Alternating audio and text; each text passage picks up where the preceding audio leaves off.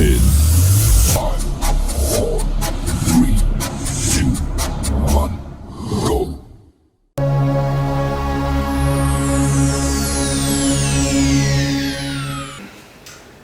As I was saying, I was challenging some guy who saw biblical. Nikamwambia nifungulie verse moja na nasema men be faithful to your wives. We are commanded to love because once you are commanded, maybe it's not in you. And you are commanded to be submissive because women easily, let me tell you, women can easily disrespect a man. I can give you an example. If you are in an office, there is a supervisor, there is an assistant manager, there is a manager. Yeah? If a woman would get a chance to interact with the manager, as a supervisor, you are done. So they were commanded that kindly, can you respect your husband? And husband, can you love? Because you realize, men, hata saa hii mtu agonge kwa barabara, you are not as emotional as a woman. Yeah, but also just I think it's a point that is worth making, that even when we commit to be faithful to our women, being faithful is not the same as being monogamous, because you're only being faithful to what you have promised, to what you have. Unless you vow, even if it's in a church wedding scenario, if you vow that I'll only have you and no other, then you need to be faithful to that if that's what you've decided. But if this is a conversation that you have with your women and you tell them, even if I'm going to have another woman, you still want to be my woman, and I want to take care of you, and this is the nature of our relationship, then you be faithful to that. Not faithful, because we like saying I'm faithful to mean the same thing as I'm only having sex with one person, which I don't understand where that comes from, because linguistically it doesn't make sense. I like that. Yeah, you can be faithful even now that there are so many things you share. You can be faithful on. That's a very good. Everything different. I like that. Before I lose my trail of thought. Yes, sir. If you this is almost skipping me, I don't know why. But what I'm trying to basically say is that men, we are always a campaign mode. And the first wife is the hard one to catch. So once you catch her, and then you have her in a house, and then you explain to her that because of factor A, B, C, D, I think, somebody might join our company. And now the rest is easy. You're not going to get your first wife and, tell them like, you know what, I think I feel I'm very polygamous. You're going to get a very nasty one. So get like your campaign. Yes. That's why when the Bible says this is the point. Wanaume ishi na wanawake na akili. So do your campaigns well. I be sure about will declare the winner. Have her in a house. Have a period of time to feel she's in control. I think you're just inviting chaos into your home. We need. Now the question is. What is the practicality of what you're saying? When you want to get let's have it clear cut. May I respond, sir? When you want to get a second one, because we agree, all of us agree on there can't be a need to get another one. When you want to get another one, will you discuss it or tell your first wife? Of course you have to discuss it. Now that's why I said you have to be brilliant. Let me tell you. There was a story, I don't know whether this is true or whether somebody was just being creative. A man used to have 1,000 shillings. Every morning, the wife says like, can we have bread? And atoa 1,000 mpya anampatia, anaenda duka, ananunua mkate, anamrudishia pesa ngapi? 950 shillings or 940, right? So the guy goes and after 60 shillings, anaongeza inakuwa 1,000, anaenda somewhere, anapewa 1,000. Actually, that was the girlfriend, alikuwa anafanya hivyo. The following month, tunataka nyanya, anatoa 1,000, anafanya nini? Anampatia. The woman goes, buys nyanya za 100, anarudisha. The guy looks for 100, anaweka 1,000, anaenda the nearby supermarket or anywhere, anawaambia hii ni 1,000, nipatie. What does that tell you? You have to live with these beings na akili.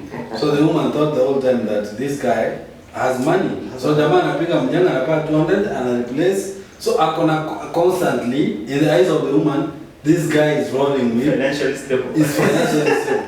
But the point is constantly this guy is just making 100 or 200 a day. A day. That tells you that when you have a woman, my friend, don't you ever think that always being, you're very... By the way, if you make even the woman know that now this guy is so broke, now he really has money, you're digging a grave. This one I agree with. Don't ever let your woman know that you're broke. Right? I think that's a mistake. That Yeah. Wait, let me support your point. I've seen this of late. I happen to have... As you explain that, how will they support you in your low moments? In your low moments when you don't disclose your... My low moment is not related to my wallet. That's different. Oh.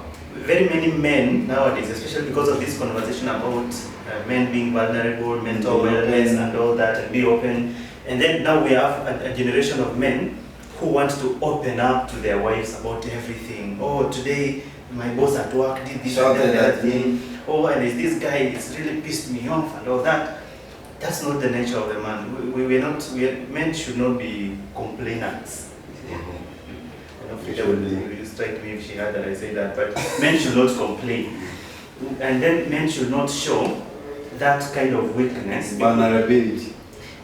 It's actually weakness. Vulnerability is a different thing. But there's that weakness of showing your woman that we are not secure, that the world can give us a beating, that I'm not sure about tomorrow. Because the moment you do that, the woman takes that and multiplies it 10 times. So she will carry that weight of more trouble in your hand. Yes, because a woman will always take what you give her and she will multiply that. So if you give her that worry that economy imekuwa mbaya, if she sees you struggling, then she will just magnify that and she'll be like, okay, in this home we are suffering, which means that she can't even hold your dreams. Those big dreams that you have, she can't hold them because now already ushamonyesha kwamba they are not possible. So she ataanza kurudisha your dream. Because if your woman knows that you are struggling at work, she won't tell you about how you need to invest. She'll be like, okay, I don't even know if we have food to eat tomorrow. She'll come back all the way down back to the basics. But if a woman believes in you and she knows that my dad is a superhero, don't joke with my husband. If she believes that, that's the prayer she'll keep making, that's the space she will hold for you, and that's how she will motivate you and relate with you on that level, which means that even her respect will still remain on that level if that's who she believes you to be. Okay? Yeah. But the moment you get a potential weaknesses like this, like that, and then pay 100 bob on your own KDK, and then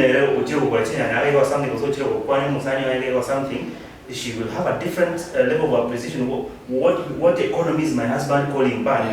Yeah. If kuna mwanaume analeta bibi yake kununua nyanya na KDK V8, she will start realizing you are lying to her, and then she'll start doubting you, and then that's how this business will disconnect. Now, maybe to also add, women tend to go to a source of power.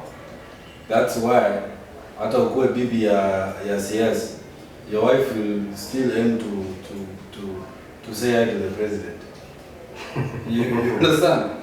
So it doesn't matter the position you are. If there is a higher bidder in the room, you're done. My point is, unless you keep promising her that I'm going to go there, I'll be that guy next. I'm also aiming, and then you keep making so that she feels good, so she will be dating the president when you are still there. Yes. So if for example, exactly what does complaints do to the woman? I think that is the question. When you complain, it's like you've lost control. Once you've lost control, the woman does not feel secure. And in marriage, in a relationship, you're a source of security. She sees you as a hero. That's why mtu akinoka saa 6 ya usiku, even if your wife is a feminist, she'll tell you go. Check who that is. Because you are a source of security. If she goes to Nairobi na Kwame, happen amepigia ex wake, you're done. If your woman will not call you when she's I have a story. she's in problems. Can I give a short story? Before you go, as you do, what I'm getting is that this power that women have, the good things they can do to us, we need to first provide some specifics, like provide hope, provide security, and at least food. Vitu zenye zinawafanya wa function, so that they can even go have a belief, they can even pray or even think positively about us and help us attract beautiful things. I remember, I wanted to say that, tell a story, but not before you ask. Let me tell you, I make mine quick. A few years ago, it's been quite a while, and I hope the woman I'm referring to does not watch this because she will definitely know that it was her, or maybe she wouldn't, I don't know. But this happened. I was dating this lady. She was a grown-up. She's working class. She's in her mid-20s or maybe early 20s or something. But she was ni mtu lazima ni mtu mzima kabisa. And because we were dating, she was actually living, anaishi kwake, and she just has her life. She has her job. She's just a nice young woman. So this time she travels to Nairobi, and at around, travel to Nairobi, she's supposed to be coming back maybe hiyo usiku. So she calls me at around midnight and tells me, babe, imagine nimeenda huko chini, nimekuwa napandiana gari, nimepata hakuna gari. Yaki sasa mimi I'm panicking, sijui nifanye nini. I don't know what to do. I'm like, okay. Sasa ni saa 6 usiku. Niko Kisii, nimelala. What am I supposed to do? And then I keep asking, kwani hapo nini? Hakuna gari, unaulizia hivi, sema sijaulizia bado, sasa mimi nashangaa nifanye waulizie ni gari nyingine gani inaenda. She wasn't coming to Kisii, she was going to the town where she stays. Waulizie gari zingine zinaenda hiyo route zinapaka, zinapangia wapi. Sema okay, sawa. And then after nimepanda hivi, sijapata uko wapi? Niko umeenda kwa petrol station fulani hivi nini? Wameniambia ni huko. Umefika huko? Hapana, si ufike huko. Sawa. Yeah, you are moving every step. And she is panicking, she wants to cry, and I'm like, you are in Nairobi.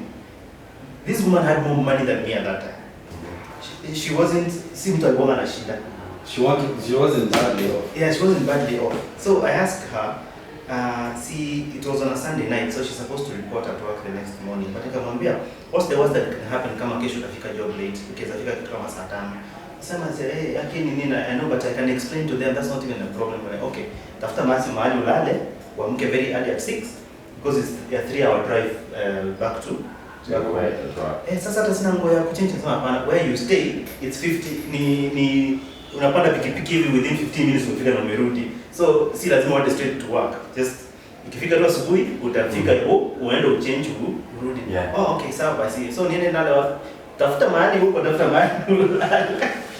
Hapo mahali kuna place. And this was several years. I didn't even know Nairobi well myself. I'm like, the advice you're seeking from me, I do not have. But you didn't let her know that you are. No, we had that conversation later, and I think I was young and naive, so I think I was even rude how I was talking to her. And I think that's why even she got very emotional as a result. I think, and for that part, sikuwa the intelligence to handle the story. So I didn't understand what I understand now, which is she was just being a woman, and the fact is on the table. So it's actually me who failed at that time, but it made me, I think every time, now that became an issue in our relationship, because I realized that there are things that she kept consulting me about, which I found very unnecessary. Why are you consulting me whether you should buy this book or that book, or this thing or that thing?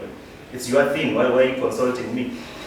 Again, I was young and stupid, but now I know better. But this has reminded me about the importance of understanding that about women, that there's just who they are, and they need to. They are just support, like. No, not that. That's a different argument. But there is a part of women that needs to have someone they are accountable to, which is why even when if you give your wife 700 shillings and tell her go to Daraja because she wants to buy a pumpkin or potatoes, if she buys something that is not potatoes, she will come and explain to you. She will come and tell you, unajua hii kitu nilipata inauza bei rahisi, ndio maana nikaona tu wacha ni, because maybe we'll pay your thou, lakini alikuwa anataka 300 bob ya kufanya kununua kitu fulani hivi. But on her way, if she finds something else, she will buy it. But then she will come and explain. Not that you expected the change back or something. That you said something like they need somebody to be answerable to, or to explain to accountable. I want us to begin there right after this short break. Let's see what these guys have to tell us. So you both said something in the pattern. Kama pia mimi have been on the wrong. Because there are women who I felt they unnecessarily want me to put weight on whatever they are doing, or on small things they want to, like they have been to Nairobi, or they have been to some office, but they want now me, they are already there, and I have not seen me. What do you think? Do I just knock? Do I take it to dog? And then I feel like, come on, use your head. Kumbe, that's me now refusing to be a man. And the bit of them having someone to be answerable to. Maybe it's part of that. It's their nature. Like one, it is in their nature, even but with also money, it is their way of communicating love. It's their way of, because a woman communicates love through submission and respect. So that's them indicating to you that you know you're my man. That's them revering you. Yes, so it's them holding you in your space, because that's how then they find their space. Okay? You love submission a lot. Does it make you feel the same thing when they are almost inquiring and explaining everything? You have had a chance to have a real woman. That's the massage we need. You know, you don't need to go pay and be massaged. That's the massage I need. You can do a year. What will make me a man if a woman will not consult? That's what I was telling you. I'm going to consult her. Maybe that's why I told you, when you're going to consult as a man, there is a problem in your head. When a woman consults from you to you, this woman has a proper head than you do. Them consulting and informing or Nini doesn't make us saying things to them a bad thing entirely. But now I'm appreciating the fact that they come to us. So it's we to, for those of us who have got to cognize this fully, to act like capacity expand. This is what I mean. You see, we can complicate. I always say some of these things you can learn from nature. For example, if you want to know what should take more and in an order, enda weka drone huko juu kabisa, you will see a lot of water. Drink a lot of water. The next thing utaona mingi ni green. Take a lot of greens. You will see a cow, the more unakuja, chukua nyama kidogo. Averagely, men are taller than women. Mm-hmm. If you want to buy something and you're not so good at bargaining, look for a taller person than the one who's selling to go bargain for you. That is why men tend to be taller than, there is intimidation that comes with height. Mm-hmm. You understand? Mm-hmm. That's why most women are shorter, because Mungu aliwafupisha generally, ndio waku respect, they look up to you. That. You understand? You have a deeper voice, because a deeper voice is more scary. That's why when you hear a man speaking in a deep voice, women are like, wow, Mungu alijua. So when I tell you this thing, they are in plain sight. When a woman speaks in a deep voice, is that romantic to you?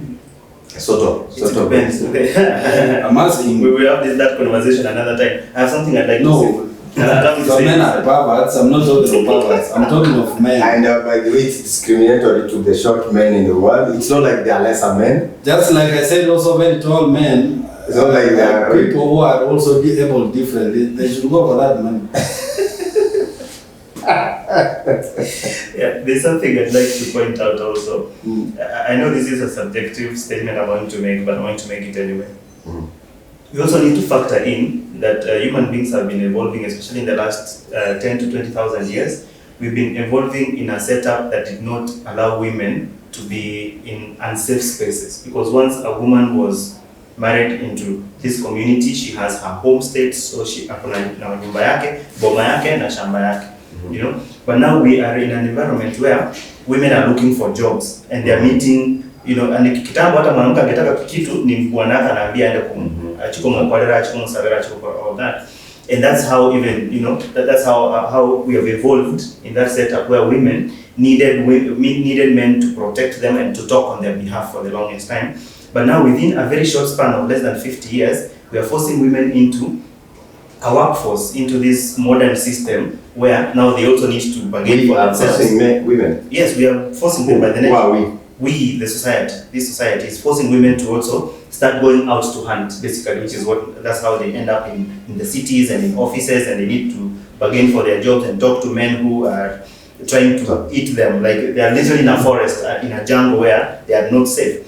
So when a woman is in that setup, deep down there's a part of her that has this memory of what it meant for her to be a human being and to exist. And this is not it. This space where she needs to go to offices where she doesn't know if she can trust these people, and her first instinct is not to trust them. This is not her. She's not safe there. She doesn't feel safe. So that's why she needs to call home all the time. So she needs to update that, you know, nilitoka kwa boma, but I'm safe so far. I'm safe. Nimeona hii mnyama, nimeona hii nimefika, nimevuka mto, because this is not her. It's not her space. Yeah, she's not been here for long. Yeah. So we need to appreciate that and also recognize how amazing it is that within this, you put 50 years in a timeline of 10,000, 15,000 years, but women have really learned to adapt within this very short time to do what we've been doing for. Men have been doing this for 10,000 years, if we can count this the civilization that we are at. Men have been the ones doing all this work and going out to work and to conquer, you know, different lands and all that. But within 50 years, women have done so much and have adapted so fast that they are almost becoming equals and actually even doing better than men in some areas where they are actually taking over industries and everything. And we need to appreciate women, you know, for being that amazing in their ability to adapt. Before you say something, Jay, before you say something, that was a class in history. I think you'll catch up later. It makes sense what you're saying, but what happened that the society started forcing women into these forests? That was just a slip of it. No. What happened? You might need to tell me that. And what happened? And how come now, when the women have had to evolve within 50 years, what has been happening to a man? He has had to evolve to backwards. Backwards. And I'll answer another question, then you will speak and then he speaks, we went up. Women, you said in the back of their memory, they have that, what it means to be a woman or a human being, and it's a foreign land they are in. But women who have had a chance to have money, we know what it's done to them and their respect to men, or even the feminism we see. Still in the back of their mind, reality is, Jay said that even a woman who is a feminist with money, they will run to a man when kitoka.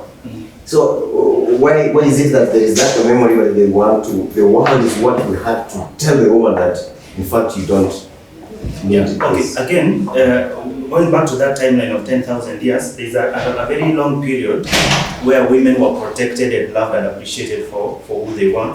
And then, but then if you come back to from the 1800s forwards, there has been a very systematic, especially the westernization of our cultures, that has been trying to, in the effort to destroy family, the family units, the idea of family, and taking us back to monogamy relationships, and you know, and basically telling the woman that they don't need a man. There's a very intentional movement that has been happening, especially from the late 1850s, so going forward, and especially early 1900s, which is what has been forcing the woman to be told that, you know, even you can be work, because now the powers that be need a workforce. They don't care about family unit and family life and everything. They just need people who, you know, everyone to be a slave to the system and everything. So I think that forcing women to go to work is actually achieves two things.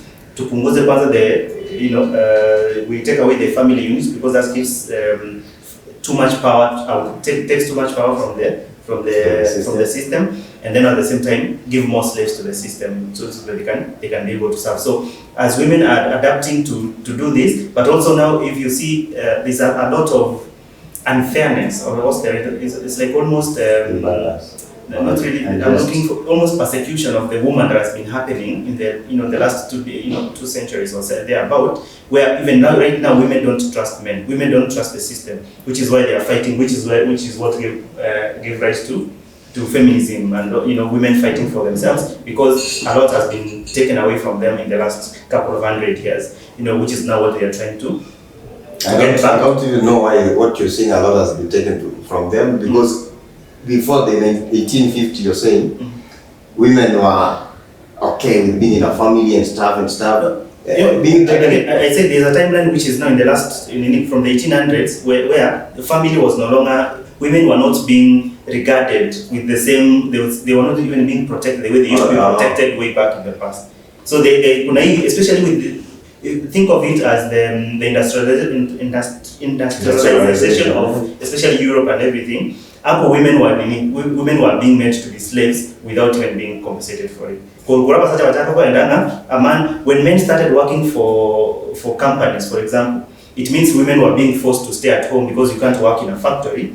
But now you have to work at home and you're not being paid for it. And these men who are going out to work in factories, they don't have the same respect for the woman, the way men in especially the like African system or the traditional setup Kitambo, men used to love and take care of the women. So wanawake wakakuwa ni kama they are accessories to the men, that men are going to work in factories, so you women stay at home and watch TV and iron their clothes and everything.